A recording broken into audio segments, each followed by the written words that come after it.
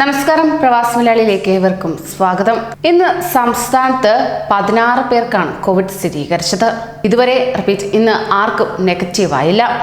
26 പേർക്കാണ് കോവിഡ് സ്ഥിരീകരിച്ചത്. ഇന്ന് 16 പേർക്കും. ഇന്നലെ പക്ഷേ 3 പേർക്ക് നെഗറ്റീവായി. ഇന്ന് ആർക്കും തന്നെ നെഗറ്റീവ് ആയിട്ടില്ല.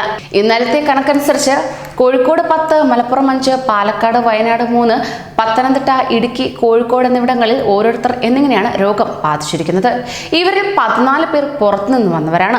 11 പേർക്ക് സമ്പർക്കത്തിലൂടെയും ഒപ്പം 7 പേർ വിദേശത്തു നിന്നും വന്നവരാണ്. സമാനമായി ഇന്നും 7 പേർക്ക് വിദേശത്തു നിന്ന് വന്നവർക്കാണ് രോഗം സ്ഥിരീകരിച്ചത്. കേരളത്തിൽ പുറത്തുനിന്ന് വന്നവർക്കാണ് ഒട്ടനവധി രോഗം സ്ഥിരീകരിച്ചത്.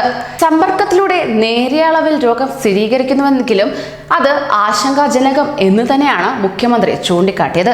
ആയതിനാൽ തന്നെ കൂടുതൽ ജാഗ്രത വേണമെന്ന മുന്നറിയിപ്പും മുഖ്യമന്ത്രി വ്യക്തമാക്കുകയുണ്ടായി.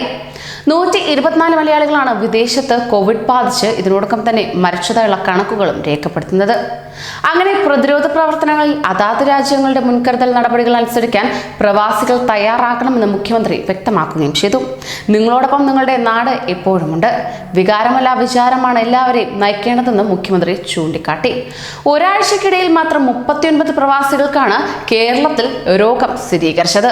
അതേസമയം കോഴിക്കോട് ജില്ലയിൽ ഒരു കോവിഡ് പോസിറ്റീവ് കേസ് റിപ്പോർട്ട് ചെയ്തത് നരിപ്പറ്റ സ്വദേശിനിയായ 30 വയസ്സുള്ള ഗർഭിണിക്കാണ്. മെയ് 8 പുലർച്ചെ 2 മണിക്ക് ദുബായ് കോഴിക്കോട് വിമാനത്തിൽ കരിപ്പൂരിൽ എത്തിയതായിരുന്നു. സ്വകാര്യ വാഹനത്തിൽ വീട്ടിലെത്തുകയും തുടർന്ന് വീട്ടിൽ നിരീക്ഷണത്തിൽ തുടരുകയുമായിരുന്നു. മെയ് 12 രോഗലക്ഷണങ്ങൾ കണ്ടതിനെ തുടർന്ന് മെഡിക്കൽ കോളേജിൽ ഐസൊലേഷൻ വാർഡിലേക്ക് മാറ്റുകയും സ്രവ സാമ്പിൾ പരിശോധനയിൽ പോസിറ്റീവ് ആകുകയും ചെയ്തു.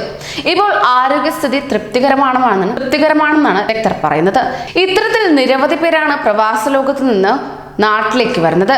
വരും ദിവസങ്ങളിൽ കൂടുതൽ വിമാനങ്ങൾ കേരളത്തിലേക്ക് എത്തിച്ചേരുമെന്ന വാർത്തകളും വന്നതാണ്. ഇത്തരം വാർത്തകൾ കൂടുതൽ ജാഗ്രതയിലേക്കാണ് കേരളത്തിലെ നയിക്കുന്നത് പോലും. നിങ്ങളോടൊപ്പം നിങ്ങളുടെ നാട് എപ്പോഴും ഉണ്ട് എന്ന മുഖ്യമന്ത്രിയുടെ വാക്കുകൾ നൽകുന്ന ആശ്വാസം ചെറുതൊന്നുമല്ല. ആയതിനാൽ തന്നെ നാട്ടിലേക്ക് എത്തുന്നവർ സംസ്ഥാനം നൽകുന്ന ജാഗ്രതാ നിർദ്ദേശങ്ങൾ കൃത്യമായി പാലിക്കുക തന്നെ ചെയ്യണം. ഈ ചാനൽ സബ്സ്ക്രൈബ് ചെയ്യൂ.